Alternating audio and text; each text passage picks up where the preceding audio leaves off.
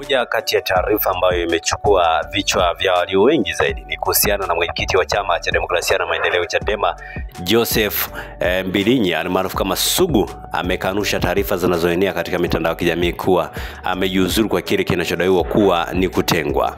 Kupitia mtandao wake wa X, Sugu amechapisha taarifa hiyo iliyogushiwa kisha akaandika, aliandika hii takataka, nchi imevimba hii.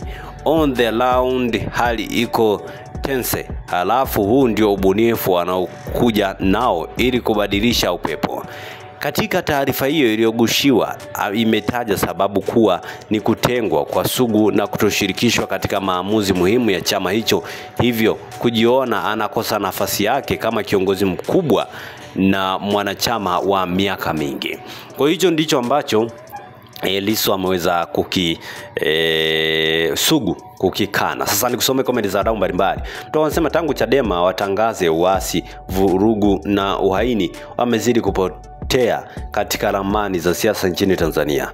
Watanzania kiasilia hawapendi siasa za uasi, vurugu na uhaini ambazo Lissu amezitangaza rasmi kama sera mpya ya chama hicho. Lakini mtu mwingine anasema kwamba huyu muuza sembe atasema nini aeleweke, amehusika sana kuharibu maisha ya Mdude, kumfanya kijana wa watu punda wa mihadarati na madawa ya kulevya. Kwa hicho ndicho ambacho idadi ya watu wengi pia wamekuwa wakiendelea kutoa maoni yao kuhusiana na kile ambacho kinaendelea. Asante kwa kuifuatilia Baharia TV.